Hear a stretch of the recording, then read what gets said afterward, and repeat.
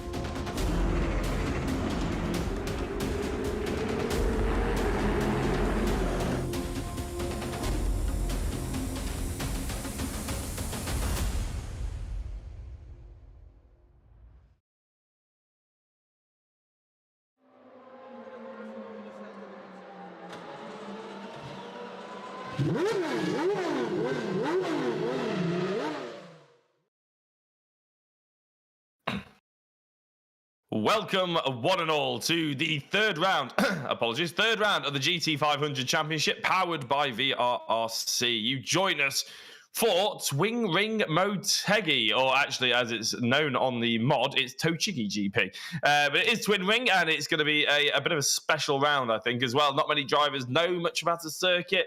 Not many drivers have ever even heard of the circuit, but here we go. We're going to be looking forward to a fantastic bit of racing, I'm sure. My name is Jack Oliphant, and I'm joined this time by Lewis Edwards. Lewis, probably the most, consistent commentator we have. I wasn't here last week. Unfortunately, Andy's not here again this week, but with any luck, he'll be back soon. But Lewis, it's always a pleasure to have you in the box with us, and how the devil are you?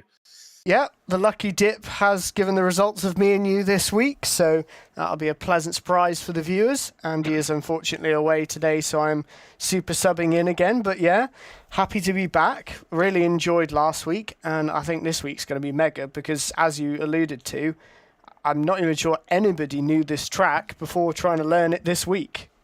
No, well, as you know, full well know, I was actually researching the track before we got going into this evening, and for the last 10 minutes or so, trying to read up on the history of it a little bit. We'll get into that a little bit later. But we have been, we can cover a bit of the history of this series anyway, because Suzuka was round one, a fairly busy night of racing. The cars and probably split a few people up. There was a bit of a stretch of racing where potentially not much happened, but luckily we had 2 or 3 people fighting at any one time, so it sort of promised us a bit of a slow build of a championship. Okayama last week, well, Lewis is going to tell you about that in a couple of minutes' time. Obviously, Twin Ring Motegi, and to finish off this short championship that we've got here at VRRC, it's Sugo next week, which to me looks a little bit like Okayama, but in reverse.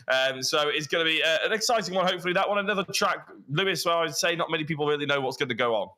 Yeah, absolutely. The joy of this kind of championship is we've thrown in a couple of curveballs with the tracks that are what we'd consider hidden gems, some tracks that produce really good racing and are really satisfying to drive.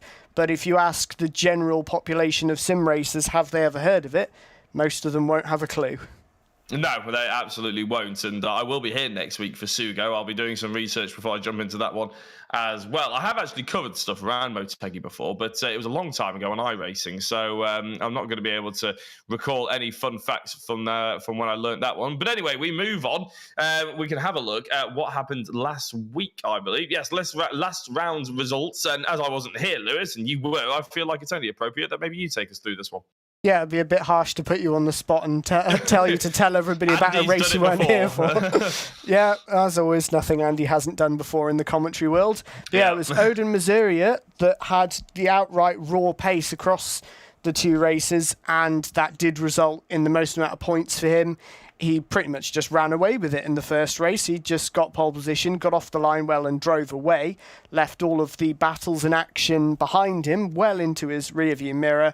But in the second race, he had a titanic fight with Joel Lask, Eric Axelsen and Paul Laramie, who we will come to a bit later on, and just about managed to lose out in there. He didn't quite manage to pull it off. It was a return to form for Josh Martin. So Dave in the YouTube chat, the one night where you didn't make a comment, Josh did really well. So don't take that one to heart too much. Josh just couldn't handle the pressure of you watching him and disapproving of the 1,001 mistakes he'd make every week. But he's back on form and it's looking good for him again. He's currently top of the practice times. going very nicely ahead of his teammate Eric Axelsen, who didn't make the podium last round. And of course, we can see in third place and getting the drivers around is Paul Laramie for an absolutely brilliant drive in that second race. He did all he could have done from a bit higher up the grid than those faster than him. He got to the lead very quickly and let the others do the battling and managed to just hold the gap. They closed in, they fought each other. Paul didn't make any mistakes, and then he slowly pulled away and managed to take home the win. And that is meant that he's up to 4th in the championship, but it looks pretty close. It's looking rather tasty, doesn't it? I mean, Eric Axelsen doing what Eric does best, really. He's leading the way somewhat. But then you got Joel Lask, 17 points. You got Odin Mazuria, 27 points behind. Paul Laramie, nice and close to that podium spot. Craig Curtis, equally, actually, I'd say. Relatively close, well in with the running of those top 3 positions. Alok Iyengar, Kenny Press, John Jones, Chris Blakey, Josh Martin round out the top 10. But like Lewis just alluded to, Josh Martin might be on a bit of a late charge here, so we could see him pushing in towards the top 5. And we do have top 5 prizes as well, and we'll be able to go through that, I believe, on your screen now. Yes, there we go. So in first place, you get the lovely VRRC branded Delta Racewear jacket. I have to say, all of these I have tried on and I've used them. That's where I wasn't here last week because we were at a Ferrari dealership with Rich, and all of these things, he gave me one of each, and they were fantastic. I particularly like the racing gloves. Now, annoyingly, I don't get a pair of the racing gloves. There is only one pair that Rich has at the moment, but they feel amazing. They're the second place prize. Lovely fit. Fantastic grip on them as well, and you can get them customized. You can get every one of these items customized, actually, with your race number and name, obviously. That's second place. Third place is a polo or t-shirt. I believe that's a polo on screen, but you'd probably be able to request a t-shirt if you wanted it. Again, really high quality stuff. Delta Racewear do fantastic work with teams and organizations up and down the grid on pretty much every grid in the country, arguably. So they're definitely ones to be keeping an eye out for. If you ever want any branded merchandise, these guys don't sponsor VRRC, but I'm just giving them a bit of a shout out. Fourth place, you get 2 hours sim practice at the VRRC Sim Centre. And fifth place, you get 1 hour sim practice at the VRRC Sim Centre as well, down in Leighton Buzzard. Driver of the round gets the customary medal. And don't worry, if you're wondering where those big prizes are, they'll be back in the next major championship, which I believe we've already announced is a touring car championship yet again. So by all means, we'll be back in a couple of weeks' time for more big prizes, camera simulation wheels, monitors, and all the sorts. But for now, the top 3 get some kind of merchandise with VRRC and their race number and name logoed all over the back of it. Right, Lewis, I believe that's pretty much everything we've got to round up before we actually get into this evening's racing. Do tell me if I'm wrong, but I think I'm right. No, you're absolutely right, Jack. We've just got... Tell you what. All we've got to do is actually have a look at Twin Ring Motegi around in a GT500 car, obviously driven by Lewis Edwards himself. So please sit back and enjoy and try and learn as much as possible, because to be honest, this is the first time I'm seeing it as well.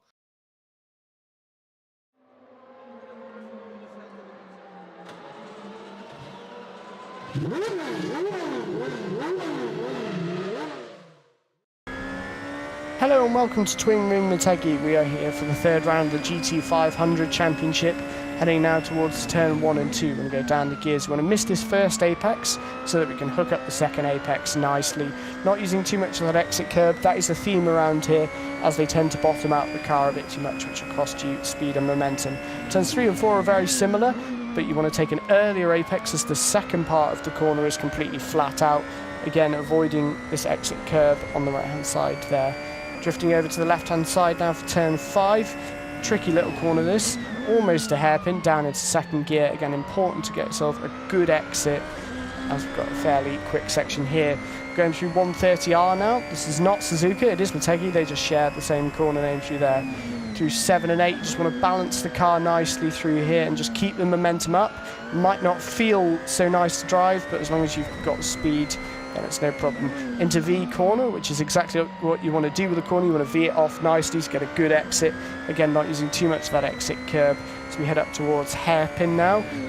Following hairpin, we've got the longest straight on the track. So really important to get ourselves a good exit through here. So we head now down the hill. There is a secondary start-finish straight there. We haven't finished the lap just yet.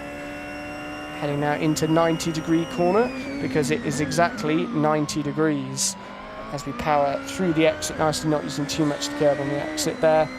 And we want to launch the left-hand apex curb so that we can get a good run through the final part of Victory Corner. It's going to be victory for 1 or 2 people on Wednesday evening, and that completes a lap of Motegi.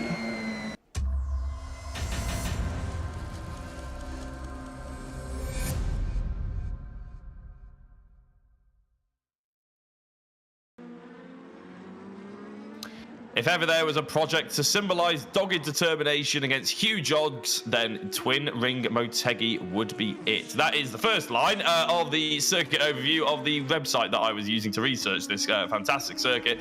And I was going to read the whole paragraph out, but to be honest, it was pretty much surmised in the first sentence. It's a brilliant looking circuit. And Lewis, you just said to me as we were about to go live for the qualifying that you very much enjoyed hot lapping it, didn't you? Yeah, it's one of those tracks that's really annoying until it just clicks and the flow just starts to work. And it's going to be the case for most of the drivers when they were learning it. They were really struggling. I remember Joel Lasker saying, like, I'm the second a lap off at the moment. How on earth am I going to enjoy this? And then I'm sure we'll see him up the front today. But it's definitely a track where getting the flow of the circuit really benefits you enjoyment and lap time wise. And one person who has definitely got that well and truly nailed at the moment is Josh Martin. That time of a 1:38.3 is only 3/10 off the best lap we saw in practice from Josh. So already out the gate on lap 1, he's looking strong. Yeah, and I believe actually, if my memory serves me correctly, it was only a tenth slower than second place in practice. So that qualifying time is well within a top 3 of basically everything everybody else has done for the last week or so. So Josh is really coming on strong. In fact, he's just gone purple sector 2 as well. Sector 1 was about 10th off, but his sector 2 is about 3/10 quicker than Eric Axelson at the moment. So Josh is on a bit of a flyer as Dave is on his way to try and cheer him on, is what I really think he's meant to say there. I think autocorrect has changed it, cheering on to bottling it, but I'll give you that one, Dave. And as we see Josh going through the last couple of corners, what's his sector 3 going to be like as he comes across the line? And let's see if it's going to be an extension of his pole position.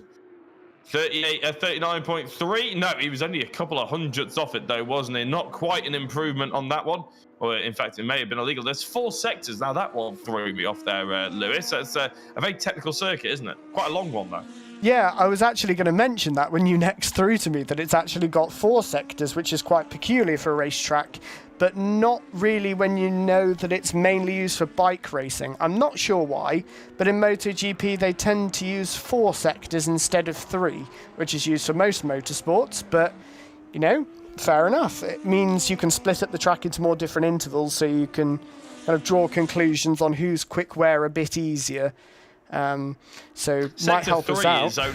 Sector 3 is only the back straight, though. Sector 1, I'm not actually sure how that's split up, actually, by the looks of it. The track map is a little bit confusing with that, but yeah, I don't know why. Whenever I've got a confusing question, I always try and throw to you, and you normally have the answer as encyclopedic knowledge of motorsport. I'm slightly disappointed that you don't know why there is 4 sectors in a MotoGP race. I fully expect you to Google it whilst broadcasting and whilst commentating it, Lewis. That's what my expectation is for you in the next 20 minutes. No, I'm kidding, obviously. I probably will Google it, though. Josh has just gone purple sector 2 yet again. One driver who really set his own lap times alight was Elliot Dalton-Ayres. He went green, purple, green, green, or something along those lines in the last lap, and he's just got himself a 1:38.452 up to second place. Eric Axelson is in third, Craig Curtis in fourth, Odin Mazuria, who's currently in fifth but has just put in a purple sector 1, so we might expect him to definitely improve on his time, even if it's not necessarily good enough for pole position, because his other sectors maybe aren't doing too hot. Any drivers that we're keeping an eye out further down? Rich Hayden, he jumped in earlier on, didn't he, Lewis, saying that he hadn't done many laps of practice around here, didn't quite know the flow of it, but he's a little bit quicker than a few others, so he's hoping to get out there and maybe just not crash. Is that the expectation we can hope from him? Well, that's what we can hope for. I mean, I'm not going to say too much based on how Rich's Suzuka race went when he was here to do that. God, yeah. In his own words, he said it was pretty dreadful, and it was his fault because he binned the car, being frustrated behind another car. To be fair to Rich, it's very easy to just overstep the limit when you're really pushing another driver to try and make a mistake. Then you forget to not make mistakes yourself and just put one small millimetre over onto the grass or over onto an exit curb you're not supposed to, and then it gets very difficult. Some nice drifting, good save from Rich. And he gets out the way nicely of Craig there, so doesn't want to impede anyone there. But Elliot is actually technically new to the championship, on another note. He's filling in for Ben Jemison, who has been unable to drive due to work commitments. So he is currently taking over that number 20 Phoenix machine and is also carrying half of maximum success ballast that you can carry in total. So that's 25 kilos in the car for Elliot, which is probably what he would usually be carrying when you add up where he usually is in a championship plus his driver ranking ballast. So about normal for Elliot, but he's looking on the pace straight away, which is really good to see.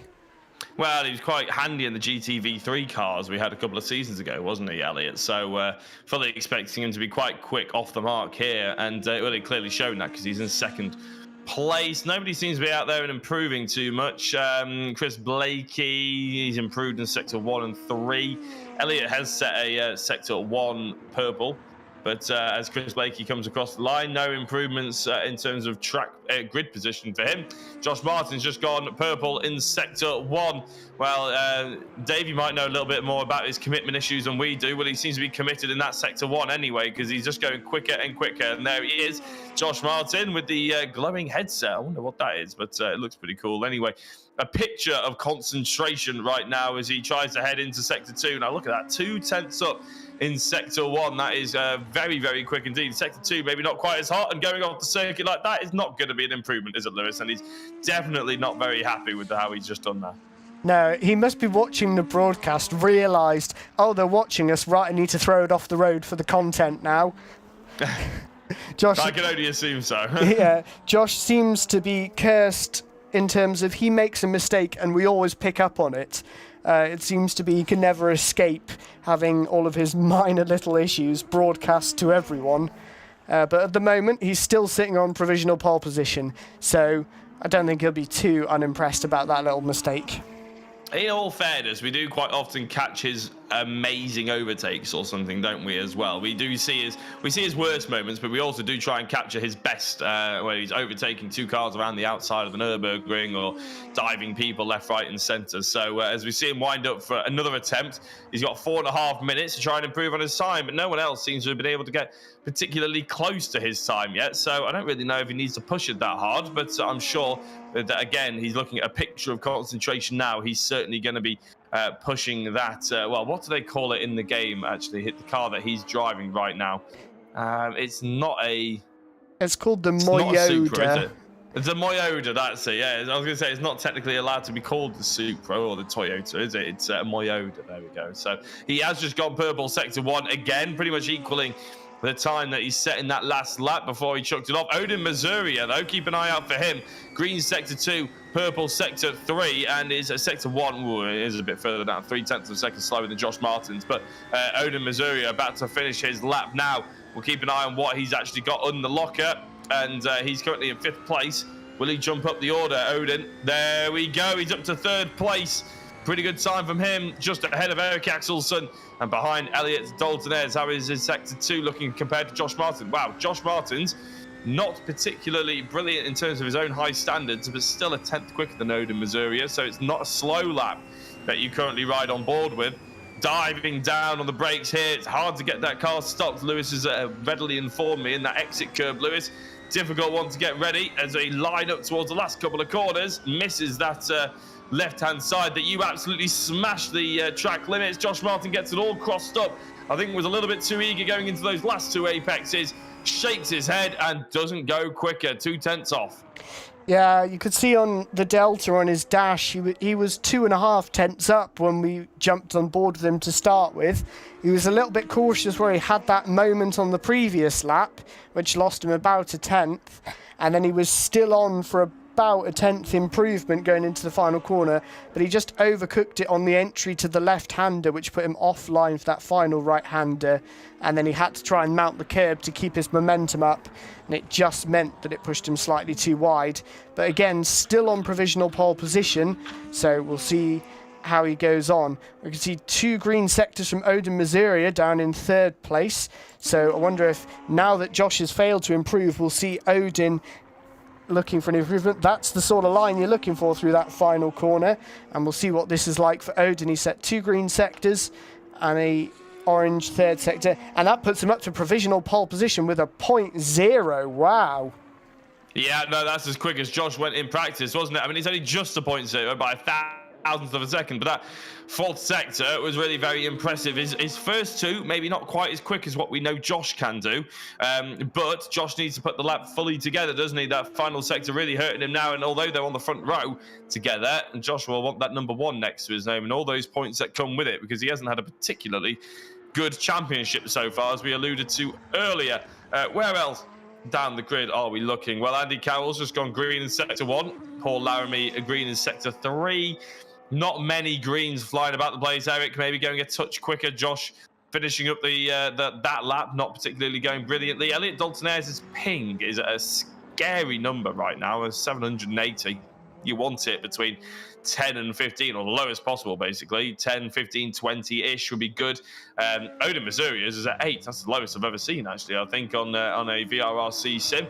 But Elliot Daltonairs, yeah, well above the hundreds, and that's what causes lag, isn't it? And that's what's scary a little bit, isn't it, Lewis? Yeah, I think the reason Odin's ping is so low is because the server's located in France. So in terms of location, it's closest to him, but then, to be fair, we've got Joel Lask on 11 ping, and Joel is very much in the UK, so he's obviously got some good internet, which I think are the main sponsor on the side of his car.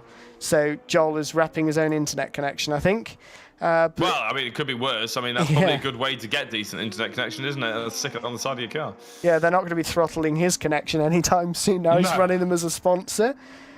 Not much green going up and down the field at the moment. I think everyone's just maybe over pushing slightly, although as I say that, Eric Axelson, purple sector 1, never mind. Yeah, no, good time from him in terms of sector. Oh, he's changed his camera angle as well. Now there's a difference. So Eric, I was just about to say the checker flag has dropped for most drivers. Some of them are already in the pits. Odin Missouri deciding that he's not going to improve at all. That's about as good as he can do. But what can Eric do? Can he delve into the 1 minute 37s? It'd be an absolutely unreal time if he can, as he comes through sector 2. It's not an improvement in sector 2, and what is it in comparison to the likes of the others? Ooh, maybe a tenth or 2 down, so it's maybe not going to be a pole position for Eric Axelson, but he can certainly try and squeeze his way at least 1 position higher up and get ahead of Elliot Daltonairs. Nice bit of steering lock going through and onto the back straight now for Eric Axelson as he comes into the final couple of corners. That's going to be really where the time is made up or lost, as we've seen with many. Look at the amount of track that he's trying to use going into that right-hander, Lewis. In fact, he gets a little bit crossed up before he even gets into the corner, doesn't he? It loses him a tenth. So it's not going to be pole position here for Eric Axelson unless he can absolutely nail this better than the top 2, which is going to be surprising if he manages it. But as he comes across the line, this is pretty much to finish it off. It's Eric Axelson to finish 4th place, exactly where he was before. Checkered flag has dropped. Odin Missouri on top. Josh Martin alongside him in row 2 with Elliot Daltonairs and Eric Axelson. The rest will reel out later on, but we're going to go to a very short advert break before we have a chat to the Frenchman.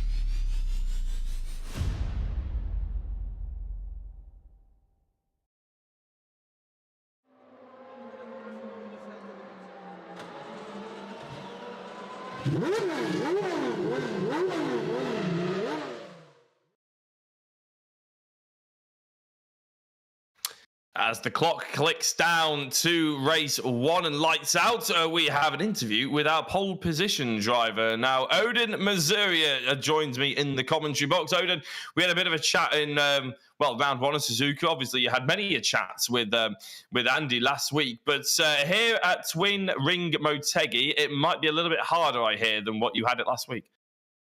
Yeah, first, hello everyone. And yeah, Jack, honestly, I didn't think I could get that pole this week, since with the 40 kilo ballast that was added to my car, I'm kind of struggling to drive it properly.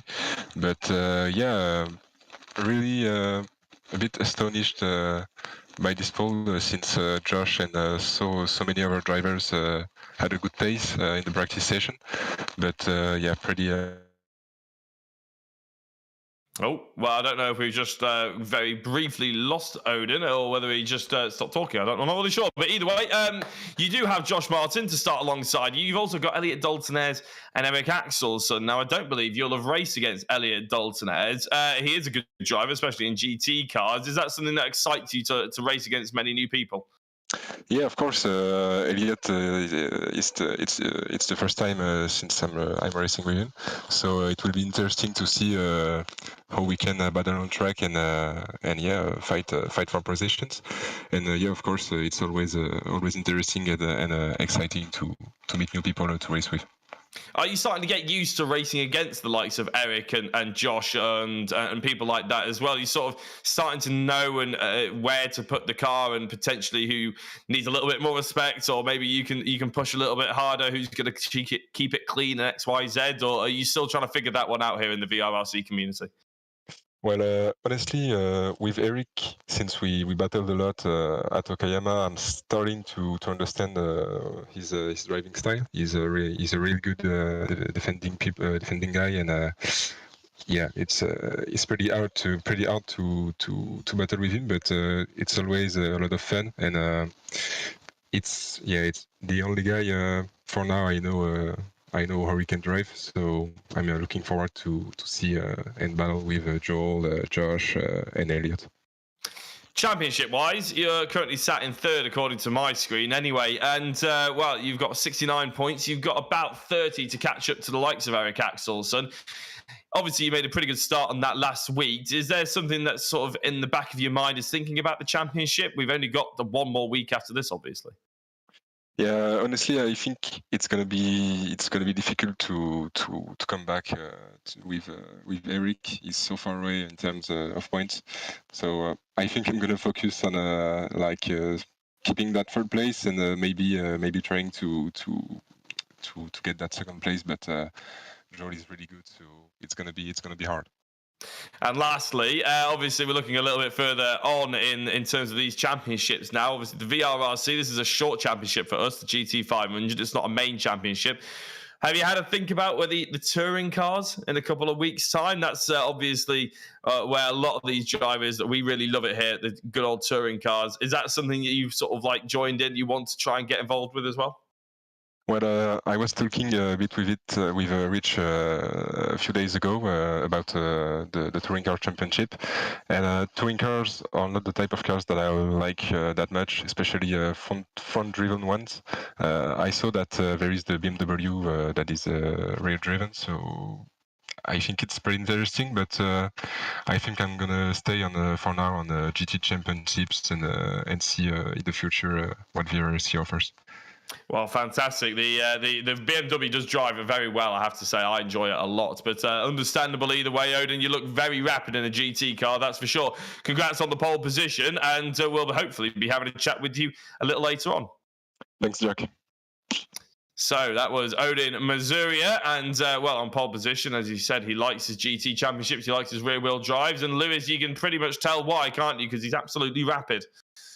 Yeah, he's caught them all a bit by storm. He's just turned up straight on the pace, and he's getting pole positions and winning races straight off the bat. So I think it's really caught them off guard a little bit, with some of the drivers thinking, oh dear, I really need to up my game to beat Odin. He's a bit of an unknown with how he's going to race. From watching him in Okayama, he's not afraid to pull an aggressive move, but he does seem to pull them off cleanly.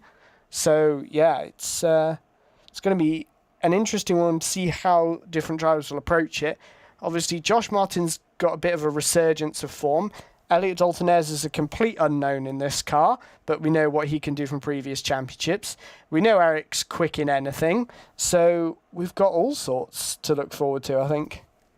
We have, and just because we've got about 2 minutes before we go into this first race, speaking of things to look forward to, I don't know if we've announced this just yet, but I'm going to announce it anyway. If we've announced that the touring cars is the next championship, I feel like this is before the touring cars, so I feel like I'm going to talk about it anyway. The LMP3 Enduro, we're talking about GT cars and everything like that. We've got a new race. We're sort of planting it in between this championship and the touring cars. And it's a bit of a one-off thing, an enduro race, isn't it, Lewis? Basically, you could give us a little bit more information, but 90-minute race in an LMP car around Road America. Sounds pretty fun, doesn't it? Yeah, Road America, I'd have to say, is definitely one of the top 3 most loved tracks by sim racers that do endurance type of races. So instantly, when we were floating ideas around, that popped up, and Eric recommended a really good version of the track. So we instantly thought, right, yeah, that's a solid option. And I've been wanting to run the new LMP3 pack for a while, and we decided to pick one car out of the pack that drove really well, so we don't have to worry about trying to balance them all, and then it doesn't mean we have to get people a week to test, then pick their car, then do the livery. It speedlines the process a lot, so that we can just say, you've got one car, just tell us what you want for your livery, we'll go ahead and make it. But yeah, should be really exciting, and the car is phenomenally fun to drive. It is indeed, and if you want to hear more about that a little bit later, if that's piqued your interest, then hang around until the end of the broadcast where we'll get potentially Rich Hayden's take on it as well, because it is a bit of a new format for VRRC, but one we're all very excited about. But a format that we're very much used to, and the cars that we're pretty used to at the moment now, is the GT500s and a 20-minute sprint race. Odin Missouri on pole position with Josh Martin in second, not quite alongside him, but slightly behind him.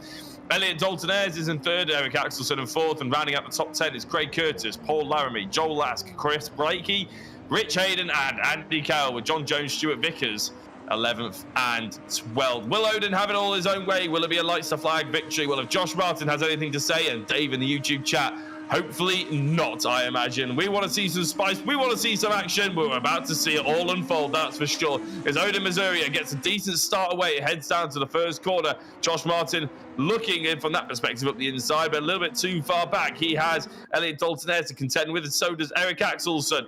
Going through the first couple of corners, Odin Missouri gets a nice, decent lead away from him. And as I think that's Craig Curtis trying to launch one at the inside of Eric Axelson, our championship leader with 40 kilograms on board.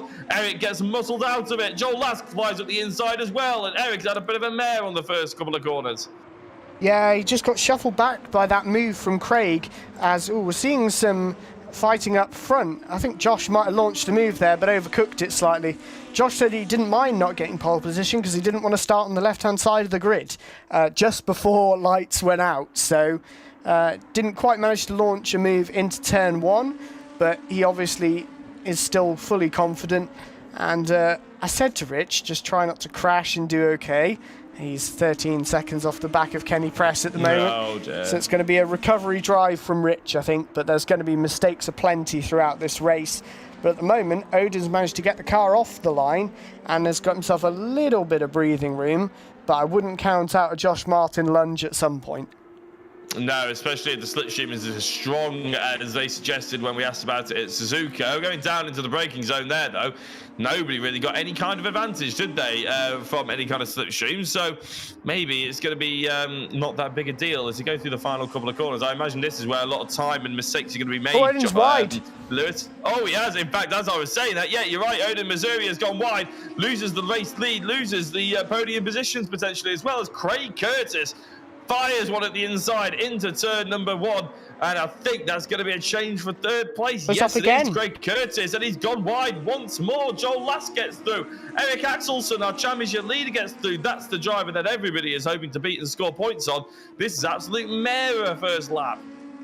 Yeah, he just overcooked it on the exit, the final corner. I thought Josh had gone in a bit cautiously based on how much time Odin was pulling on him, but he just kind of kept on going, and then I think just got a bit too eager on the power and it just understeered wide on him. But one thing I did notice is, whilst Josh Martin didn't manage to make a move, he did gain quite a lot down that not significant straight over Odin. So I think he's got the car trimmed out on downforce. He's looking very good in the straight line, which was a theme of what Eric has been doing throughout the season already. So I think those two Mean Green Racing Team cars are looking pretty good on the straights, but they seem to have the rotation in the corner. Joel Last qualified down in 7th, but he's made his way up to 4th just from keeping it on the road at the moment. Yeah, very impressive from him. Very impressive from Craig Curtis. I've already given a shout out to him. Elliot Dalton Ayres has just managed to survive, and Josh Martin has taken this race lead and is really driving very well as well with it. 1.2 second-ish lead to Elliot. Zoden again looks like he's struggling to keep it on the circuit. It's not like he was can't even complain that you were in the dirty air or anything, can he? It's a bit of a strange one, that, but we'll carry on with the race and see how he progresses. But he's not exactly dropping Paul Laramie here, is he? No, he's not. I think one thing that's definitely been noted in this championship is the difference between drivers is actually quite small, and a couple of drivers definitely preferring this style of car over the touring cars. Like we've seen Paul Laramie and Craig Curtis definitely up there much more than they usually are in a touring car, so they're really loving these type of cars. So he's seems to be pretty happy up in 3rd for Craig at the moment, and obviously we saw Paul winning a race in race 2 last time, Okayama, so it's good to see some of the drivers who we don't usually see at the front enjoying the car and getting good speed out of it. Indeed, yeah. It's well, I have to say I'm actually more of a fan, having driven a few more of these sort of GTs and touring cars and more of the cars that VRRC have to offer, I should say, actually. I'd say I'm probably more of a fan of the GTs as well, actually, on these experience days that we've done. That the reason why potentially me and Rich haven't been around on the Wednesday evenings. We've done one in the Nitera GT3 Ferrari, which is really good fun. Oh, Eric Axelson running very wide there. We've done quite a few in the touring cars. We've done quite a few in the F4s, and the only thing I can actually get quicker than Rich on is in the GT3 Ferrari. So I'm saying that's going to be my favourite for now because I'm a little bit better. What my favourite battle at the moment is going on here, though, is Eric Axelson versus Odin Masuria. And this was all invited on because Eric Axelson just went a touch wide, didn't he? Almost going into the back of Joel Lask at one point, and Odin sees an opportunity. He's ready to pounce. Yeah, these two carrying the most ballast out of anybody at the moment. Eric's on the full 50 kilos of ballast, and Odin is on 40, so heavy cars for the pair of them. It's interesting to see the different approaches and how they deal with it.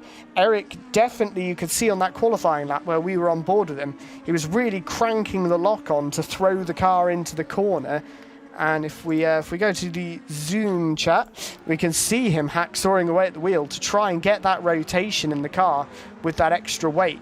He's also had a change of wheel rim. He's usually running an Asher Racing rim that he's been running for a while. I think it was the Trucks Championship that he started using that, or at least that's the first time he posted it in the Discord chat.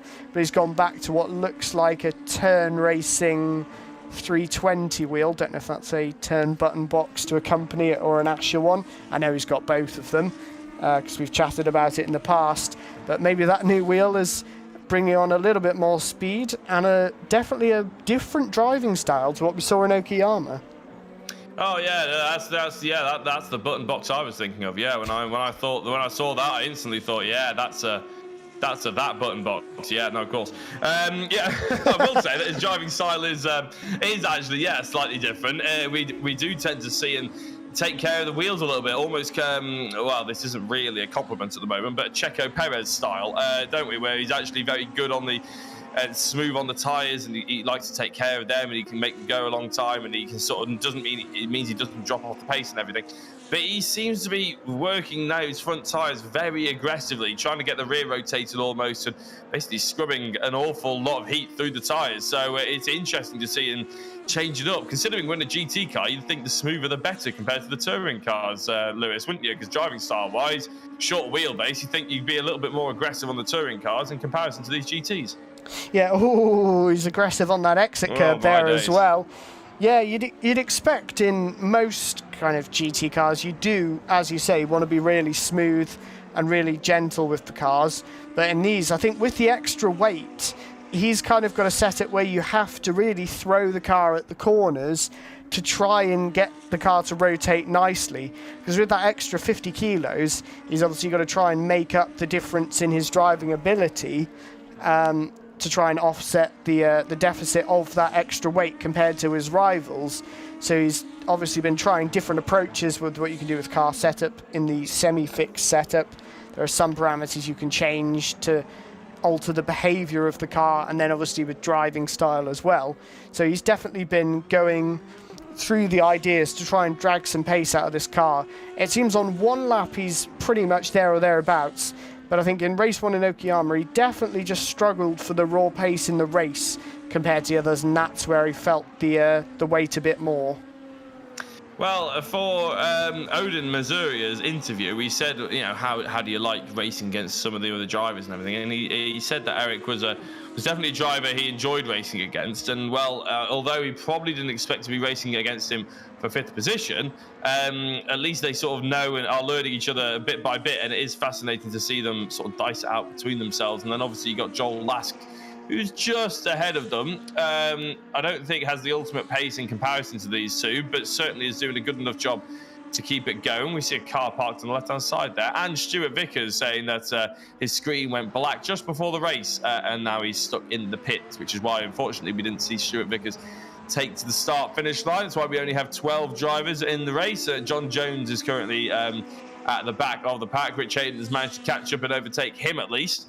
And that's why he's up to 11th place. Any other changes further down the field? Well, Paul Laramie is in 7th, Andy Carroll in 8th, Kenny Press in 9th, Chris Blakey in 10th. The top the top 4 have all stayed how they have been for the long period of time. Josh Martin, Elliot Dalton Ayres, Craig Curtis, and Joel Lask.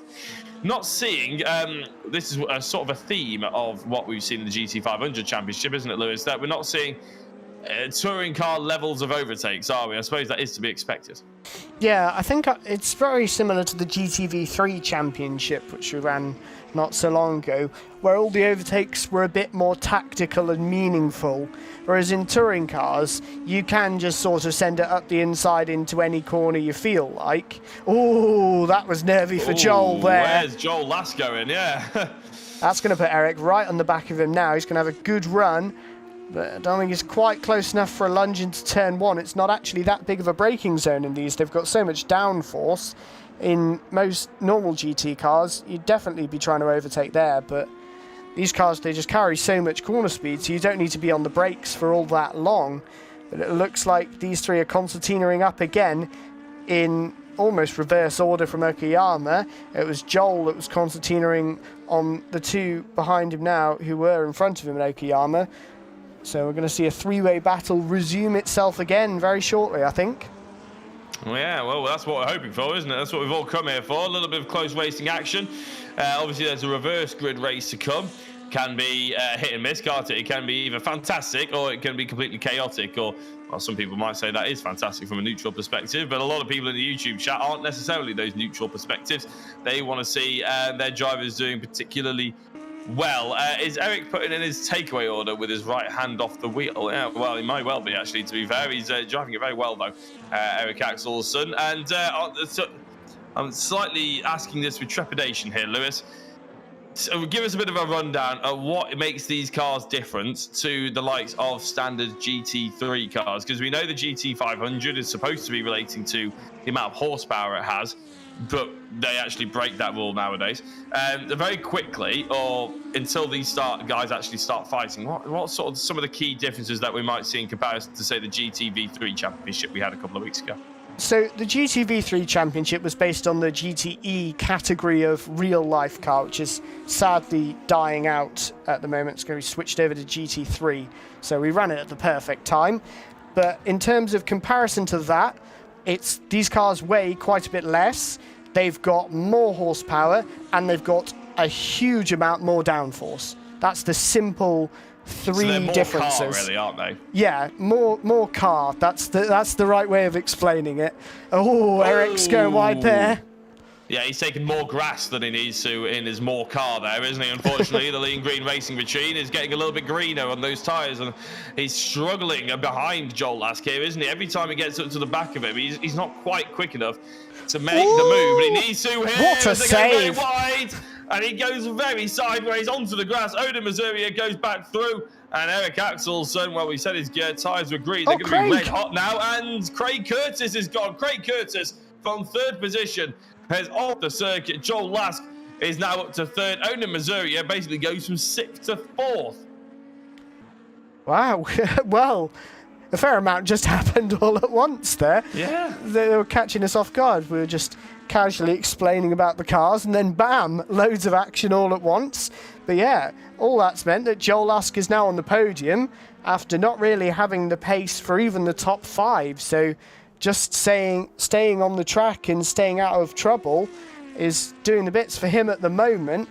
But yeah, I wonder what takeaway Eric was ordering. I think what he might have been doing, potentially, if he's got like a Stream Deck or a button box right next to where the camera is placed, he might be adjusting some of the in-car adjustments for maybe traction control and brake bias to try and tune in the handling of the car. They say a lot in IndyCar, use the tools is their favourite phrase of that.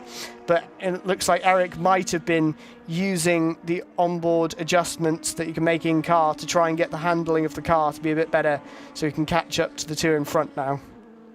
Yeah, well, it's he's going to have to do a lot more hard work, isn't he? Let's see if Odin Mazuria can actually get past Joel Lask a little bit more efficiently than Eric Axelsson was, because all of a sudden that move he was sort of half going for was a move for podium positions, and now he's slipped back. Okay, yes, he hasn't lost as many places as he could have done because of Craig Curtis, but it could have been on the podium. It could have been so much better for him, couldn't it?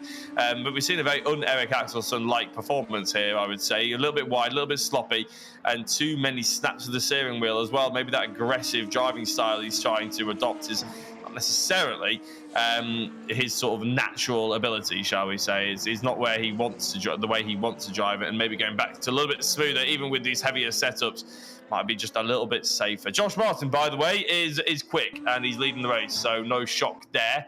He's very much running away with it. 3.4 seconds to the good. His last lap was the fastest lap of the race, a 1 minute 38.348. That's about 2 tenths quicker than Elliot Dalton-Ayres, who currently runs in second place. And everybody else, bar Craig Curtis, is actually have only managed to get in the 139s. Craig Curtis is in the 138s, but only just 138.9. So, yeah, Josh Martin about over half a second quicker than everybody apart from Elliot Dalton-Ayres. So, absolutely flying is Josh. And we haven't given him much of a shout out, but every time, to be fair, I don't really mind that, because every time we do shout him out, Lewis, or give him some camera attention, he makes a mistake, doesn't he? And then Dave has something to laugh at. Hopefully, touch wood, that's not happening so far in this particular race. Yeah, it seems like in Okayama and now here, we've seen a return of the Josh Martin who won the Touring Car Championship. We haven't seen a drive up until this point. So anything in the future, Josh, this is on you now. Up until this point, it's the same Josh Martin who ran away with the race in Brands Hatch to put him in prime position to win the championship. It reminds me of that version of Josh Martin, not the one who made mistakes for the entertainment of others. Now, this is like the Josh Martin who will just go out and win races again. And yeah, he's dropping Elliot, who is doing a really good job, by the way, to be in your first race and only 3.7 seconds off someone who's found a top-tier level of form and confidence in the car. To still be less than 4 seconds off with 3 minutes of the race to go is really impressive for someone on debut. But I think Joel Lask in third, he's going to be looking in his rearview mirrors a bit now, because Odin wants that third place now. Yeah, but will he do a better job than Eric of getting it? He was nice and straight through those two last corners, wasn't it? But looked like Joel Lask with a slightly later apex, slightly sweeping line, has managed to get a better exit. So it's all a bit of a chess game now with 3 minutes to go. Joel has done a pretty good job, hasn't he, really, of holding on to this position, Lewis? Let's not take anything away from him. He's not quite as quick as the two behind him, but ultimately he's the one in the lead of this battle. And you got to give credit where it's due. He's driven defensively, albeit he's sort of driven defensively without driving overly defensively. As I say that, he's going right on the white line on the inside of the circuit, isn't he? He's feeling the pressure from Odin just behind the double race winner. I think, single race winner from last week, looking to potentially make it another race win this week. Obviously not in this particular race, but race 2 is still to come. But pole position, he's clearly rapid. Joel Lask doing a brilliant job at holding him up. Yeah, I think Joel is just trying not to defend when he doesn't need to. I think that one move that we saw him make earlier on in this lap into turn 5, I think there was a chance that Odin could have snuck one up the inside. But I think Joel has just ever so slightly got it covered. He's just carefully looking at his mirrors here and there, managed trying to break the slipstream, so he's really beginning to go defensive. We're going to have 2 laps to go, I think, depending on how quickly Josh... Yeah, it's definitely going to be 2 laps to go. I don't think Josh can slow it down enough because he's just going across the line now. So yeah, definitely going to be 2 laps to go. So Joel's only got 2 more laps to hang on for. I think there's a few overtaking opportunities here, and I don't think Odin's just going to sit there. I think he's just going to have a go somewhere. It's one of those times as a racing driver where you feel like you've just got to give it a try once. But if he does that and it goes wrong, Eric is right there to pick up the pieces.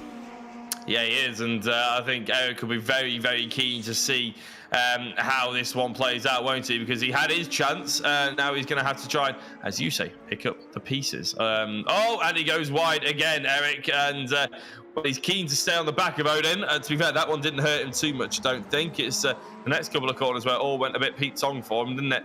But Joel having that eking out and Odin going wide this time, and I think it's going to be more of a fight between Odin and Eric than it is between any of them and Joel Lask. Looking at the inside, here goes Eric Axelsson, who could be latest on the brakes. He doesn't quite get there, and Odin manages to sweep and take the apex away from him.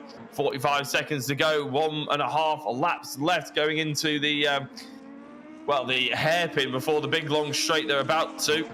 And that's going to offer up potentially another overtaking opportunity, but I think they're a little bit too far away from each other this time round. Eric sending so much speed in there, Lewis, but Odin really nice and tidy going off the off the brakes and onto the power. Yeah, I think that extra 10 kilos Eric's carrying is hurting him a little bit, but he looks quite quick down the straight, so Odin is over pushing it on the exits ever so slightly, and if he does that one too many a time, it's probably going to bite him. So I think he's definitely got to be careful about that. You can see them all fighting just to keep it on the road through that final corner. But now we've seen after just one good sequence of corners, it's swung the other way. Now Odin's the one on the attack going on to the final lap on Joel, who's gone wide.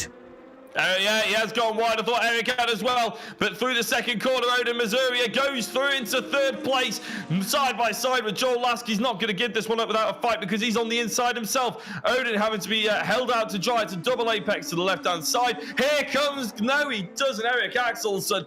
Almost squeezing his way through. I thought that was going to be a little bit cheeky if he tried it. Joel Lask just about holding on for the time being, but he feels the pressure and he potentially will feel the pain. He gets the apex. I thought Odin was going to run wide, but Eric actually ran even wider, so they are as they were for the time being. Eric has dropped right off. That was the corner that he had a little bit of a half spin before. Remember, that's how he lost the place to Odin earlier on in the race. Here comes Joel Lask, though. Nice sweep at the apex there. Odin really nice on the brakes. John Jones gets out the way, and we do have a race winner to be focusing on in about 10 seconds time because he will be coming up to the final couple of corners. But going into the hairpin, the overtaking opportunities are coming thick and fast, but they are running out, that's for sure. They've probably got about 2 opportunities now. Odin Masuria, he goes wide. It's not going to happen. He's gone wide. Joel Lask is going to have this one. He's going to take 3rd place as long as he doesn't mess the corners up. But here comes Eric Axelsson. Josh Martin coming through the final corner. It wasn't pole position, but it is going to be a race victory here for him, and crosses the line. I'm sure he'll give a little bit of a celebration. Yeah, a bit of a fist pump there. Elliot Dalton, there's fair play to him as well, the newcomer in the championship. And as they come around the final couple of corners, Joel Lask holds on to that third place. And Lewis, I have to say, he fully well deserved it. Yeah, absolutely. Brilliantly fought off. And you'll get to ask him how hard a job that was in the post-race interviews. Odin comes over 4th, Eric 5th, Paul Laramie in 6th. Craig managed to recover it to 7th. Andy Carroll's going to come home 8th, just ahead of Kenny Press. And we have our, obviously, driver of the round, championship, everything, the best at everything. We want to keep our jobs. Well done, Rich, coming home in 10th place. Meh. Meh. So, ladies and gentlemen, Jack won't be joining us next week. We don't need to be fair to him. No, but it was 10th place for Rich. And then John Jones at 11. Bit of a shame about Stuart Vickers, unfortunately, not joining us. Hopefully, he can get his PC fixed and ready to go for race number 2, which is coming up on your screens in about 10 minutes' time. It's the opportunity to go and get a quick coffee, a quick cup of tea. Maybe not a coffee at this time of night, but go to the toilet. We'll be back after this quick advert break and a chat to our podium sitters.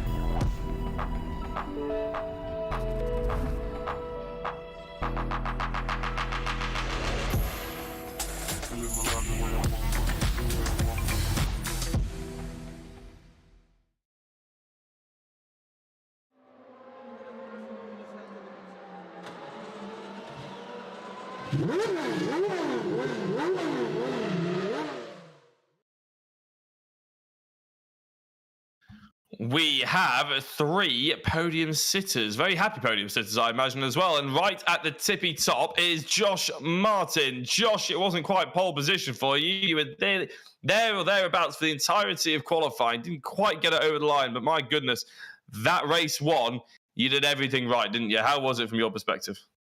Yeah, I wasn't too happy with my qualifying performance. No, qualifying is ever my strong point, and I messed up a couple of laps. But luckily, my banker lap was good enough to put me on the front row. And yeah, that race, I was quite happy. I was really happy with the second half of the race, actually. I got into quite a good rhythm, and I set a quicker time, I think, twice than what I did in qualifying towards the end of the race. My start wasn't that great, as I forgot to turn my traction control off on the start line, so I bogged down a little bit. And yeah, other than that, it was I think a good race. I was going to say, I'll be honest, in the second half of the race, we didn't see that much of you. But how was it lining up alongside Odin, and knowing how quick he was last week, and obviously that pole position, which I know you probably feel like you could have beaten, given it, put the lap together and everything like that, but he's still a force to be reckoned with, isn't he? What was that sort of nerves like? Yeah, I haven't had a chance to race Odin yet, and I was really looking forward to actually having a battle with him, and he obviously done a much better job than I did off the line, and he was ahead of me, and we did go side by side near the start of the lap, but unfortunately he made a mistake out of the on the exit of the chicane, so I was able to slip by. So a little bit disappointed in one sense, because it'd been nice and good fun to have a battle with Odin.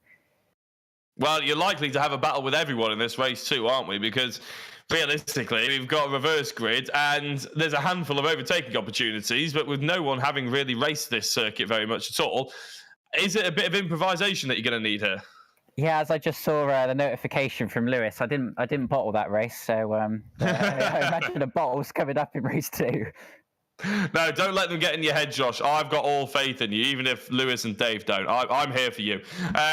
Good luck for race 2, and well, we might be chatting to you a bit later. Cheers, thank you very much. Right, that was Josh Martin coming in for a quick chat. Well, we got second place a driver who we haven't chatted to before in this championship. That's because this is his first time. Elliot Dalton-Ayres, very much congratulations for the second place. Yeah, thank you. I mean, just got into this championship and this car yesterday, really. So I'm really happy to be P2. I mean, I haven't had as much practice as the other guys, but yeah, just overall really happy. Well, I seem to remember, correct me if I'm wrong, but you had a very enjoyable GT3 championship as well, didn't you? So surely the GT cars are something that you were looking forward to jumping into again.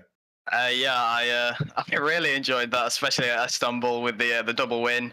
Exactly. But this is probably transforming into this and giving me an idea of how the cars will handle, and it's seemed to pay off. Yes, and of course, you're only jumping in to cover for another driver, aren't you? Is this giving you a bit of an itch to maybe jump in next week?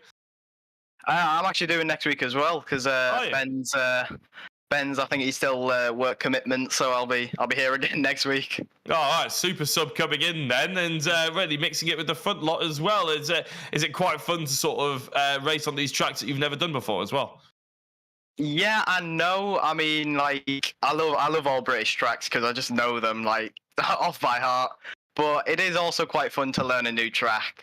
But I guess it's quite fun. Well, we're enjoying having you here, Elliot. Congratulations on the second place. Good luck for race number 2. As Josh said, it might be a little bit more difficult, but I'm sure you'll be able to figure it out as you go around. Thanks, Jack. That was Elliot Dalton-Ayres, and that means we've got one last driver, and really it was the driver that gave us the most to shout about. It was Joel Lask, and Joel, I'll tell you what, my heart was in my mouth for a lot of those last couple of laps. You're defending against Eric Axelson and Odin Missouri, who are both absolutely rapid. How was it from your perspective? A bit tough, to be fair. I only started practice earlier on today. I haven't been well the past few days, so yeah, it was very much just get on and see what we can do. But yeah, they definitely put up a bit of a battle, and yeah, it was just a case of fend them off. But yeah, just managed it in the end. Yeah, well, I was going to say, Rich jumped on earlier and said that his excuse for not doing particularly well tonight was the fact that he only jumped on this afternoon. But the sounds of it, you're quite a lot quicker than him anyway. But regardless, I'm just saying that because I know Rich is in the Discord chat as well. But regardless, that was a very exciting race. I just heard you a bit ill as well. Is that giving you a bit of a headache, or are you sort of refreshed and ready to go for race 2? Absolutely wrecked. I probably shouldn't be racing tonight, but I need the points more than anything. But I'm definitely not the quickest on the grid, so we'll see what happens in this next one. I think I got lucky with that, where Eric and Odin were battling away, but yeah, we'll see what happens. There's nothing lucky about a defensive drive, Joel. I wouldn't take that one away from you. Good luck for race number 2. I won't make you talk anymore because by the sounds of it, you are feeling a bit rough. I can hear it in your voice particularly. So good luck for race 2. Maybe we'll have a chat to you afterwards. Nice one. Cheers, mate. That was Joel Lask and all of our podium sitters, which was a delightful, Lewis. And I have to say, it's a bit of a shame that Joel Lask wasn't really up for talking that much because, as I said to him, he was the one who gave us the most to shout about. Yeah, so good job. He did decide to turn up in the end. That was really good of him to turn up and provide us with the action that we needed. Joel has contracted COVID, so yeah, he's really suffering with it, I think, by the sounds of it. So we hope he can hold out nicely for some more race 2 action. You can always count on Joel for some action. Someone else you can always count on for action is a John Jones on pole position. So oh, yes.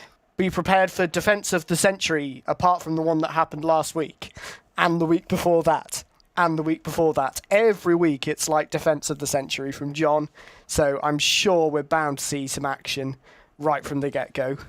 Well, what corners are we looking for in terms of overtaking opportunities here, Lewis? Because, of course, we didn't really see... we saw more mistakes leading to overtakes than we saw actual racing overtakes, didn't we, in that last race? Turn 1, is that a reasonable area? Going into the final corners, there's a hairpin onto the back straight as well. Where are we looking?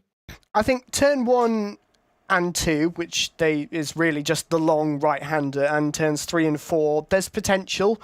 You've got to be about 2/10 back from the car in front, I reckon, to try and pull a move there. And then you've got turn 5, which is the right-hander just before going under the bridge for the first time. That's got potential. and then you've got the 2 hairpins, which I think are the best opportunities to make a move. But we are about 30 seconds away from the start of the race, so fairly soon we're going to find out if people can make some moves there.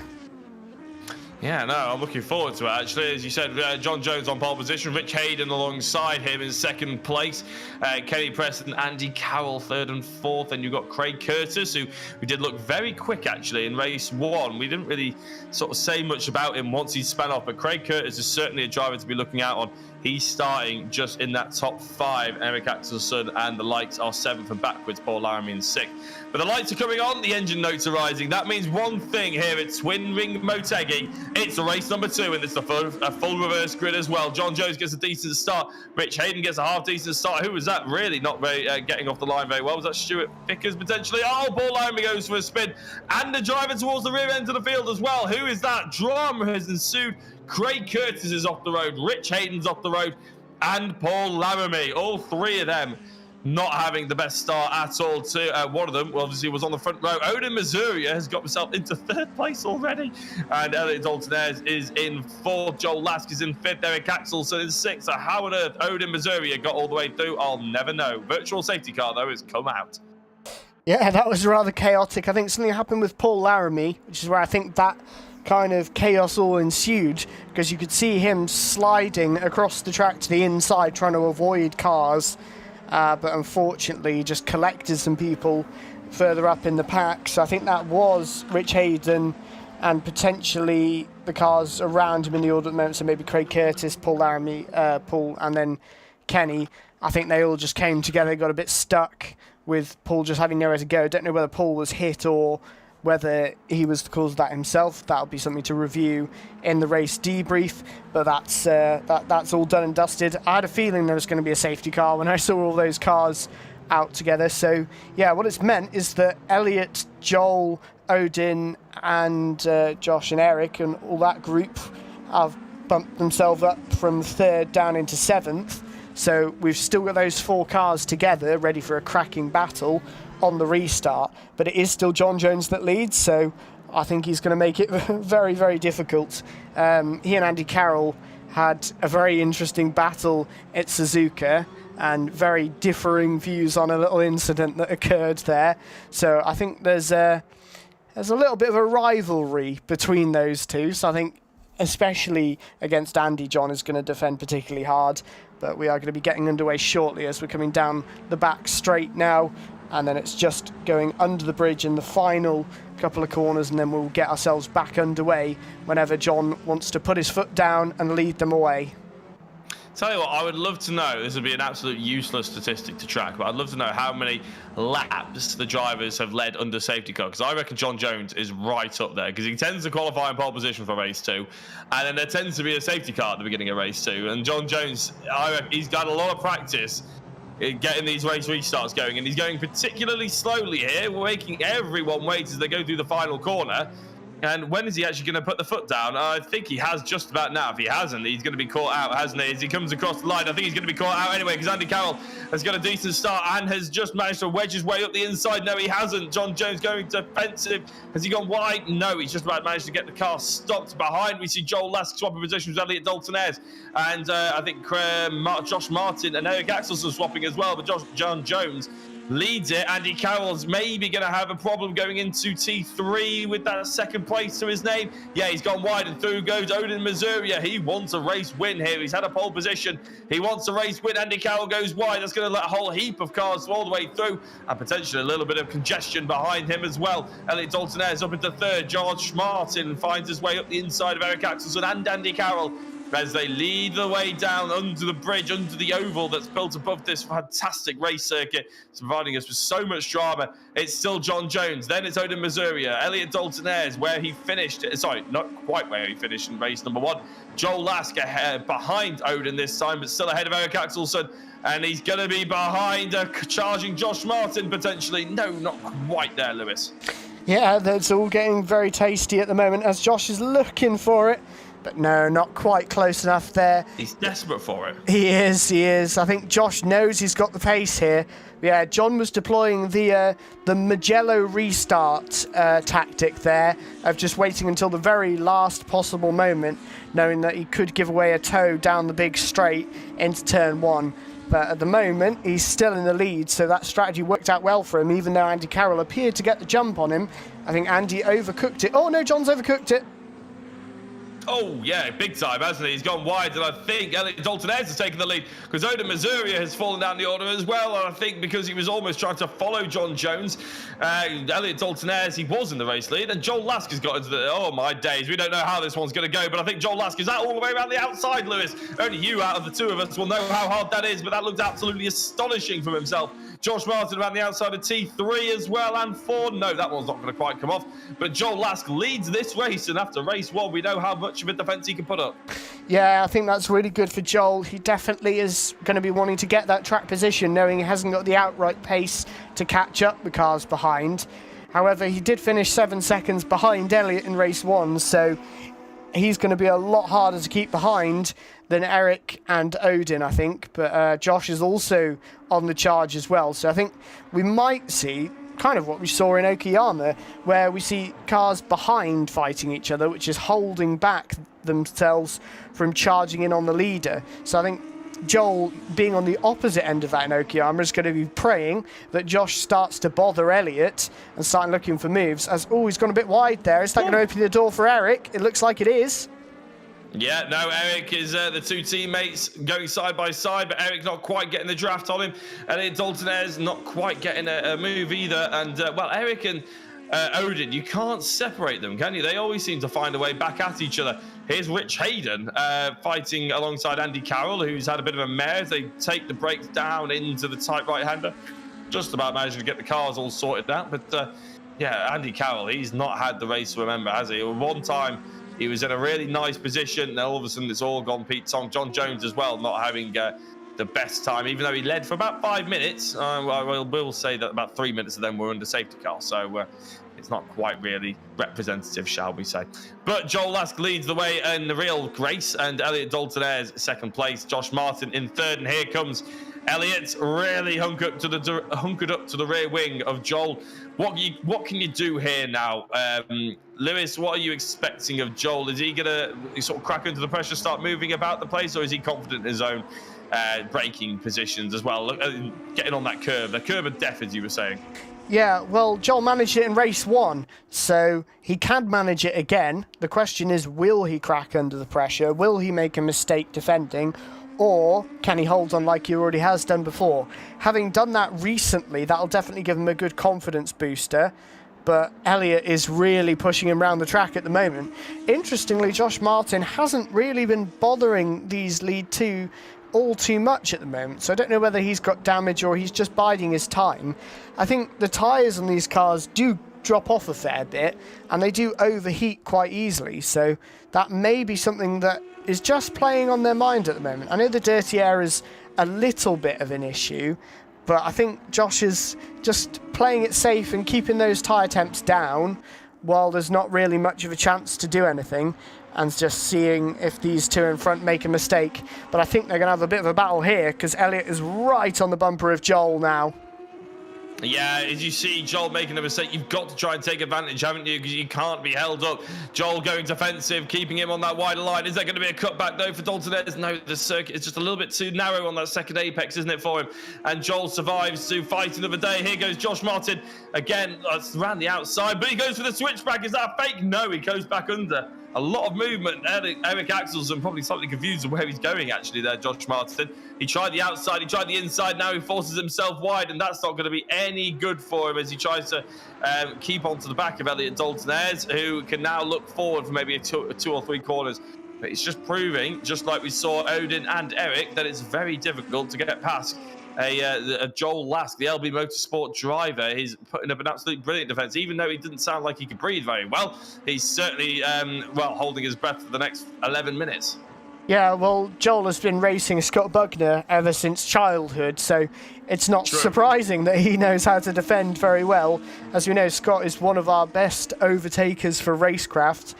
He's won his championship and he's won races from pulling the moves when it counted. So I think having all of that practice with Scott, where you never know where a move is coming, I think that's definitely going to have helped Joel learn the tricks of defending. So I think he might be seeing a lot of things where he just thinks, I've seen this all play out before, I know what to do to hold off Elliott at the moment. And that's kind of the tricky thing as the car attacking, is you've got to figure out a way of surprising the car in front. Because if you just fake a move, at a certain point Joel will know whether that move is a fake move or you're going to actually send it up the inside. And normally the common place is to do that is where most people will fake moves. I think the way Elliott's got to do this is trying to put him off at a corner where you think, can you really make a move there? I think that's kind of the corner where he's just got to put him offline somewhere weird and then try and force the mistake. Otherwise, Joel has a very good chance of just holding it like he did in race 1. The problem with that is you're putting yourself offline a little bit there, aren't you? And you've got Josh Martin behind you, so it's a very high-risk, high-reward sort of strategy. Earlier, I saw Eric Axelson going a little bit wide, and that caught my attention mainly because I thought Odin Masuria would go past him, but actually Odin is behind Craig Curtis, which is a swap of position that I didn't take into account whenever it happened. So there is a bit of a change. Craig is now up to 5th position. I thought he came off in the first lap on the first corner, but he's either recovered brilliantly or I got it wrong on the first corner. Sorry, not the first corner, the third corner on the first lap, I should say, actually. I'm going to go for an amazing recovery drive because obviously they had that virtual safety car that probably bumped everybody back together. So we do see Craig Curtis, who's currently cracking into the top 5. He was in the podium position, if you remember, in the first race, but he ended up getting all twisted and turned all by himself, so he just needs to work on that consistency, and maybe he can find himself working his way up a little bit better and mixing it with the absolutely rapid aliens that we've got at the front of this grid. Speaking of which, it's less than a tenth of a second between first and second, and as they go into turn number 1 yet again, Josh Martin buys one on the inside of Elliott Daltonez, makes contact, spins himself round, and Elliott Daltonez lives, but Josh Martin suffers. Well, he said that it was there was a bottle job in him somewhere. Well, is that what we've just seen? Well, it could be. I think it all depends on whether Josh was actually alongside enough. The broadcast camera angles can be very deceiving when looking at incidents, so I've made it my mission to never try and call an incident without first consulting a replay, which unfortunately we can't do on a broadcast in Assetto Corsa, because you can't do replays live like you can on other racing platforms. I'm sure somebody will eventually figure out how to mod it into the game. That's how we get most of the features in Assetto Corsa these days. But yeah, I think that's one to have a look at in the race debrief, where Rich Hayden and myself can pick all of the camera angles that we want to see whether Josh was really alongside enough or not. Because I think if he was, then he's more than entitled to the space on the inside, which Elliott didn't give him. Or did he just go for a move that wasn't quite on and just try to force open a door that was already half shut? We'll find out on Monday evening, I suppose. Yeah, well, that's when the race debrief will occur, won't it? And I'm sure it'll be a very entertaining one. You've had plenty of entertaining race debriefs in the past couple of months, haven't you, Lewis? Where I'm sure, although you probably can't reveal what's been said, you probably enjoyed sitting there and listening to it all, I imagine, as well, because it can get a little bit fiery in there, can't it? And for anybody out there who's wondering about those race replays as well, and think, oh, I've seen race replays on a set of Corsa before. Well, you may well have done, but you need about 3 PCs running simultaneously, all in the same server, to pull it off. You need about 9 arms and legs to be able to pull all that sort of thing off as well. So, yeah, it's the expense just goes through the roof. And to be honest, the cognitive power you need to do it it's just not really worth it. It's always better to try and you leave the stewards to the race decisions, and then we can figure it out from there. As you say, we do get the full race replays, and you can play around with pretty much all the angles, can't you? Then, Lewis, so you can get, unlike real life where you are hindered to the camera angles that you've got out there on circuit, in the sim you can look at every single inch, can't you? Yeah, you absolutely can. In fact, I can demonstrate right now. We have a thing called the F5 camera, where I can go up, down, and look around. I can move it to wherever I want. Bearing in mind we are still live, so we can go for a slightly different view. If any of the viewers watch somebody called Pablo PGZ on Twitch, you'll know he loves to use a camera angle like this when broadcasting iRacing special events. Pablo is a very, very popular iRacing streamer. Well worth watching if you want to have a good laugh. But you can see all of the action nicely from the roof of the car. Some of the drivers actually do drive in this. The HFT drivers who usually race with us do tend to use this kind of a camera angle, but I can move it up. So if we're looking at track limits, I can see that Odin is not anywhere near breaking the track limits there. We can see the oval as we go under the bridge there. And then if we want to do other things, we can go a bit further up. We can look behind so we can see whether Josh Martin is coming in to make an attack, but he's closing in ever so slightly, couple of tenths on the last lap. And actually, we are going to skip back to the normal cameras for the lead because Elliott has closed back in again, is ready for round 2. Yeah, so if anybody out there is wondering and has ever thought, oh, they must have missed something when it comes to the race judicials and, you're giving penalties out and you can't quite see all the facts, well, you're wrong because we can literally see what we want in whatever view we can as well. So, that is a good demonstration there, Lewis, of everything that is an advantage, another advantage of sim racing in comparison to real-life racing, one would argue. The stewards can get a lot more information out of it. So Elliott Dalton there, still behind Joel Last, but every so often they get within about a tenth of each other, don't they? And then every so often Elliott just drops away again. But again, Eric Axelson doesn't seem close enough to be making any kind of moves. Odin Missouri doesn't seem close enough to Craig Curtis. Is there something in the downforce? Are the cars struggling in the dirty air a little bit more than potentially other series that we've done? I think definitely more than any other series we've done since I've been... Eric Axelson's gone wide there. Sorry, Lewis, to cut across you. He's gone very wide. He's gone off the circuit. He can lose out on the podium spot as Craig Curtis will maybe retake that third place. It's all there trying to fake Joe Lask. Here comes Craig Curtis down the hill. Cuts off the nose of Eric Axelson. That was a little bit cheeky, I thought, but he just got into the braking zone ahead of him, to be fair, and takes that third place away. Yeah, he absolutely does, and now they're queuing up to pass Eric at the moment. It looks like Odin's lining up a move now as well, and Josh isn't far behind. And Elliott's lining up for the lead again. I think Joel's got the right idea with the line through turn 1. Elliott tries to take that first apex into turn 1, and I just found that line didn't work in practice, so I wonder if he just needs to try and send it around the outside a bit more to try and get a better line for the second apex. He's trying to get underneath him for 3 and 4, didn't quite manage it. If you can get the job done up the inside into 3, then the car on the outside is either going to be put offline or run really wide, so I think you've definitely got a chance if you can get up the inside for 3, but Joel had that one very comfortably covered there. So he's still clinging on at the moment. He's only got to cling on for another 2 or 3 laps, depending on what the timer is saying when they hit the line. Well, I was just having a look, actually, and, Joel Lask came on and he mentioned something about getting the points. He needs the points for the championship. I mean, I'm thinking, where is Joel Lask? I'm forgetting he's actually in 2nd place. And so Joel needs this race win, and particularly he's going to very much enjoy the fact that Eric Axelson fell off the circuit a little bit, because that meant that Eric is losing positions, and Odin goes wide as well now. Odin Missouri, well, he's not without his mistakes in him, is he? He's very, very quick, but he's not going to get a race victory here this evening. Even though he did get that pole position, got a race victory last week at Okayama, and the green trash bin racing team, as they now call themselves in this particular championship, are side by side essentially with Eric Axelson and Josh Martin. Elliott Dalton is trying to get a decent run out of Joel Lask. We've seen this many a time. Joel doing exactly what he needs to every single lap. Elliott can't seem to think of anything else to do apart from commit more speed around the outside. And to be fair, I like that strategy. And he's going to make it pull off. Lewis, that could be one of the moves of the day as we go into the last 2 minutes, if he can make it pull it off. And he's on the inside for turns 3 and 4. Joel Lask has been broken. The spell has been broken, but here comes a cutback into the second apex. Turn number 4, very close to making contact. But Elliott Dalton holds on to this race lead. Brilliant stuff. Oh, not yet, Joel though. Lask now defends. There he goes to the inside. I thought he was defending from Craig Curtis.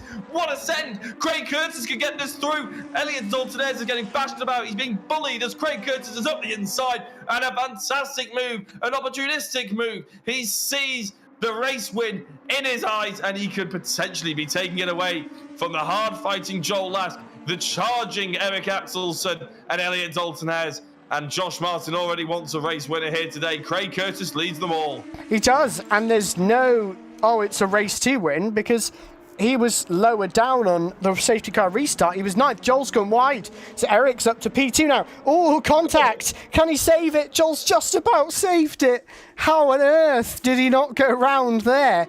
But all that means that we might get a legitimate Craig Curtis win completely on speed and pace alone, as they're still battling behind him. This is going to delay them. Could we see a Craig Curtis win on speed today?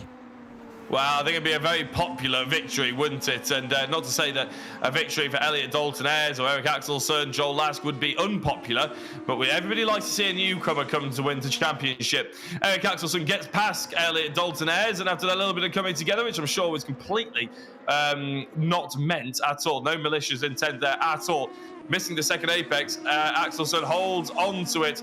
Contact carnage, says John Music in the YouTube chat, as Josh Martin has made more contact. He's into Dalton-Ayres, and he's pushed him into Eric Axelson, his teammate. You cannot write this stuff. A contact between Josh Martin into the back of Elliot Dalton-Ayres ultimately hurt Eric Axelson the most, and Elliot Dalton-Ayres carries on in fourth position. Odin Mazura, who has been pretty much chucking the car off left, right and centre, has got himself back onto the podium positions. Joel Lask is in second, and Craig Curtis has a 2.5 second lead. Wow, oh wow, the final lap of the race. Well, Lewis, race 2 normally does incur some contacts. Normally it's right at the beginning, though, that we see all the drama.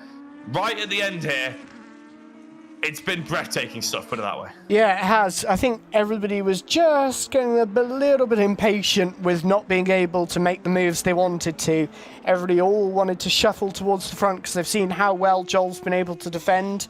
But in the end, of all the people, Craig Curtis is looking set to take the win. He's just got to navigate these final couple of corners. Stuart Vickers gets out the way there, doesn't want to get in the way of Craig, who now is going to take a win completely on speed and pace on his own. He has done it. Craig Curtis is going to win his first VRRC race at Twin Ring Motegi. Oh, wow. What a feeling he'll be having right now, weaving across the line. Joel Lask gets another podium position. And to be fair, a good shout for driver of the day as well. Craig Curtis, half-decent shout for driver of the day. Odin Missouri, probably a few too many mistakes maybe in him. Elliot Dalton-Ayres, well, he put on one hell of a show. Josh Martin outside the top 5. He's going to have a lot to answer to, I think, with that contact late on. Paul Laramie is in 6th place. Eric Axelson comes across the line in 7th. Nothing to do with the contact from, no fault for him in terms of the contact that let him down to 7th. Kenny Preston 8th, Andy Carroll in 9th, Rich Hayden rounds out the top 10. Stuart Vickers did manage to get into this race. He finishes in 11th, and unfortunately we didn't get Chris Blakey or John Jones a finish, which is a bit of a shame. I don't think Chris Blakey actually made it even onto the grid. John Jones, I think, was in 6th place. Right, we can talk to what I'm sure will be an extremely delighted podium in a couple of minutes' time. But first, a very short break.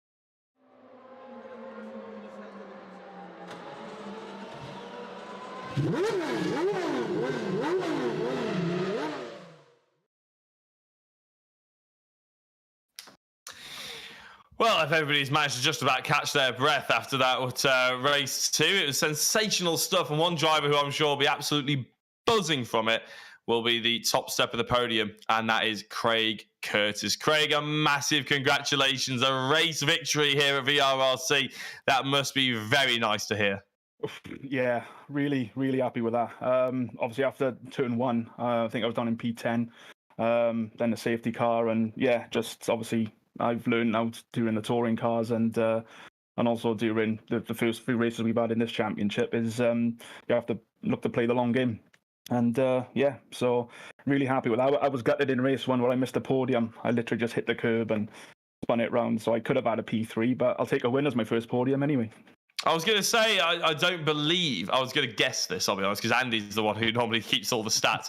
I don't believe we've seen you take a race victory. I wasn't aware that we didn't even have you on the podium yet so far. That's talk us through the move that actually managed to get you that race win, because obviously there was a lot of fighting around you, wasn't there? How was it to keep your head calm and see that opportunity? Oh, there was. Well, I could see the guys up ahead, and I thought, well, if I could just look to, to stay in touch and hopefully, rein them in a little bit. And I could see, I think it was Elliot and Joel at the front, sort of dicing up the inside, so they were losing time, and I was gaining. And yeah, just I saw them going into, I think it was turn 5 or 6, and they just run wide, and I just saw the gap going into the flat out right hander with Joel give me a bit of a squeeze, which I can't blame him, but. Yeah, and I'm glad I just managed to get my nose in front and just left the curbs alone. Well, I was going to say, definitely leaving the curbs alone. I can imagine that got you a little bit worried towards the end. Were you feeling the sweats? Was the brake pedal starting to shake a little bit as you got into those closing laps? Absolutely dripping. I thought the touring cars was bad enough, but my God, this was intense. I didn't think I would do very well with the GT500s, but round one I was nowhere. But I sort of managed to do a few practice laps and last week, and then this week just managed to log on early and have a tweak with the setup. You'll be hoping that we head back to Twin Ring Motegi for the touring cars, I'm sure, next season. But yeah, it's a very popular victory as well, Craig. You've got Reese in the YouTube chat absolutely loving it, and so does John. So by all means, go and have a quick shout out to those guys once we let you go. We also want to say massive congratulations. And from mine and Lewis's perspective, we wanted to give you the driver of the round, because that race one was pretty special. We were looking forward to having a chat to you. Obviously, it made a little bit of a mistake, but that race two was sensational. So congratulations. Brilliant. Thanks, guys. Brilliant. Well, that is Craig Curtis coming along to have a chat to us, our newest VRRC race winner. And I believe Lewis Edwards is having a chat to our second place man. Yeah, a man who has won plenty of races at VRRC. But Joel, it just wasn't to be today. You were so close. What a brilliant defence. Talk us through it. Yeah, 1 lap to go, right?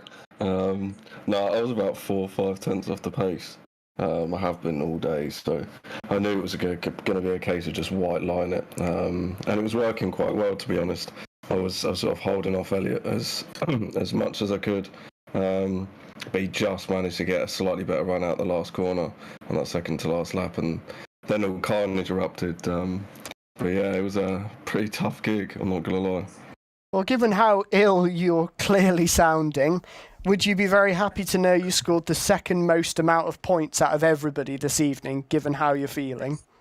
Yeah, to be fair, I mean, after I see those three collide in front of me after they got past, I was a little bit happy because I see Eric go down the order. They gained some points back on him because I know he was a fair few points ahead. So yeah, but big shout out to Craig. He came storming past. He was like a bat out of hell. So yeah, big congratulations to him. Well, I'll let you go because your voice is sounding a bit tired now. But we hope to see you back in full force for the final round for a championship decider. Well done, Joel. Nice one. Cheers, mate. And Jack will now be catching up with our surprise third place finisher, Odin Missouri. Yeah, I'll be honest, Odin, you could have taken first, you could have put first to seventh in a hat and drawn out any one of them, and I wouldn't be surprised if you'd finished there, to be honest, because that was ridiculously hard to figure out where you were going to finish. You were slightly off the road. There were people falling off in front of you. How hard was it to race him? Well, it has been pretty hard races for me, race one and race two. If we're talking about race two, yeah, I think when I was just behind, I think it's John Jones, and unfortunately he spun at the last corner, and I needed to go on the outside. Unfortunately, took the curb and went outside the track, so that made me lose like, I don't know, 5 or 6 places. I don't remember correctly, but yeah, after that it was just really hard to not make mistakes on this track. It's a really difficult track for me. I'm kind of struggling, and yeah, honestly, I didn't think I could get that first place, third place, sorry. But yeah, by a little bit by magic, I saw 3 cars in the gravel trap at the last lap, so I was pretty happy with that. And again, big shout out to Craig for his win. I was going to say, was it a bit of a relief to sort of see those 3 cars almost go off on the circuit? Because were you thinking at that point, oh, there's going to be a little bit of a shame because obviously it had so much pace, but we're not going to score the points, especially with Eric Axelsson being one of those drivers to fall off? Yeah, exactly. Honestly, when I saw all these people fighting in front of me, I don't know. I kind of wished for for an accident in front, or at least something that could allow me to catch up with the group. But yeah, unfortunately, I don't even know what happened honestly to these guys. But yeah, pretty happy with that because I wouldn't be able to score this podium without it. Well, it's been a decent evening for you, Odin. I have to say, we've chatted to you 3 times, which normally means you've had a pretty solid evening. A big congratulations to you for the 3rd place, obviously the pole earlier on, and that podium earlier on as well. So brilliant, Odin. Thanks very much for having a chat. Thanks, guys. Have a good evening. Right, so that is our 3 podium sitters for race number 2. Brilliant stuff there, Lewis, wasn't it? And I can't believe that it's all come to an end. That was very dramatic right at the end of the evening. Yeah, it seemed like we were getting some kind of slow tactical racing in race 1. And then all sorts just happened in race 2. We didn't know really where to look when it kind of got to the final 2 couple of laps. It was kind of like no holds barred from everybody. They were all ready to send it on each other at every opportunity. I think there's a couple of incidents we might have to look at there, but for the most part, it was really clean. And we have a brand new VRRC winner. We do indeed. Yeah, and I'm sure it'll be a very popular one. Indeed, as well. We might have a chat to Rich a little later when we're talking about things upcoming, and I'm sure he'll like to pass on his congratulations as well. But we do have, I believe, the championship table to be reeling off for you now. How does that evening's racing deal in terms of the championship? Well, Eric Axelsson still leads the way, but it's by a significantly smaller margin than we had going into this evening. Joel Lask with 121 points, Eric Axelsson with 126. So very, very close indeed. Joel has had a pretty magical evening, even if he isn't feeling all that up to celebrating it. Let's put it that way. Odin somewhat caught up as well, I believe. So he's only about, what is that? It's about 15 points back. In fact, it is 15 points back. Craig Curtis, absolutely loving life inside the top 5. He's in 4th place with 101. Paul Laramie, a couple of points behind him. He didn't particularly have the best night. Josh Martin has steamrolled himself up from 10th to 6th, with Kenny Press in 7th, John Jones in 8th, Chris Blakey in 9th, Andy Carroll in 10th, Taylor Kyangar in 11th, Rich Hayden in 12th, and Elliot Dalton Ayres in 13th, which, all things considering the fact that he only joined in tonight, is pretty impressive as well, I would say, actually. I think that's the championship. We've got all the rounds to go through. We have been at round 3 here. It's Twin Ring Motegi. Obviously, we've got Sugo coming up next. And, well, Lewis, I've already heard your opinion on Sugo. Rich, you're in the VRRC Discord commentary box with us for the time being. Have you had a go at Sugo, or what was the thinking behind putting it on the calendar? Well, we wanted 4 Japanese tracks for a GT500 Japanese series, really. So, we looked at pull them out of a hat.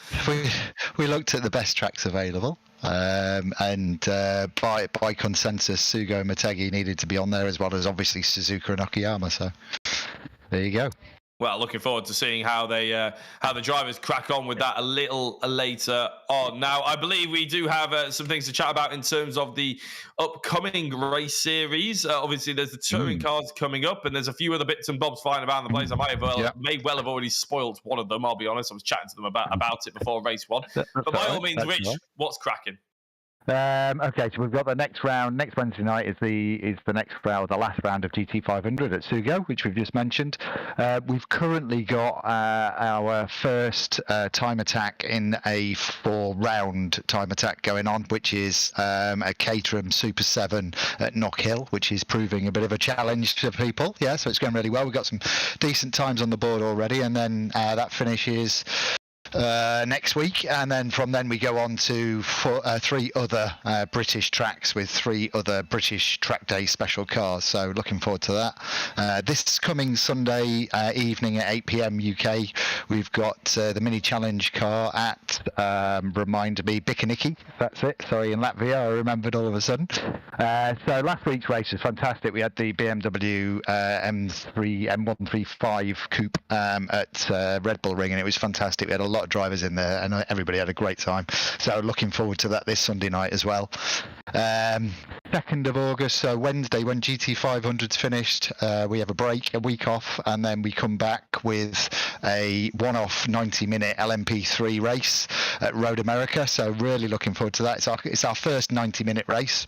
So we're kind of probing a little bit more endurance and see how it goes. And then if that works out well, then we'll look at doing some maybe multi-class and longer races as well. Then we've got another week off, and then we kick into the next flagship series on Wednesday night, which is the new touring car series. So we've got about a month before we're into the touring cars, haven't we, essentially, then, haven't we? Yeah, 16th of August is round 1. So the test server for the drivers to pick the car starts 2 weeks before that. And then the official practice, 24/7 practice server starts the week before round 1. So, yeah, looking forward to it. Can't wait. I can't wait either, but it's a nice amount of time in between the touring car series, so you sort of get that itch back, don't you? Yeah. You want to get back onto it, and hopefully the drivers will as well, rather than just back-to-backing them. It's a good space of time. So, yeah, looking forward to that, and everything else, obviously, as well. But I think that's pretty much all we've got time for in terms of this particular broadcast. A big thank you to everybody who's tuned in and watched, commented, shared, liked, and all the drivers, obviously, for putting on the show that they always do. Thanks to Rich and Lewis Edwards, who's jumped in alongside me, as he always does. At this point, I think it's probably more the fact that I jump in alongside Lewis, and Andy jumps in alongside Lewis every so often. But hopefully we'll have the full team back together again, stronger than ever, in a couple of weeks' time, I'm sure. Another thank you to everybody who's watched. We'll see you next week for Sugo and the final round of the GT500 Championship.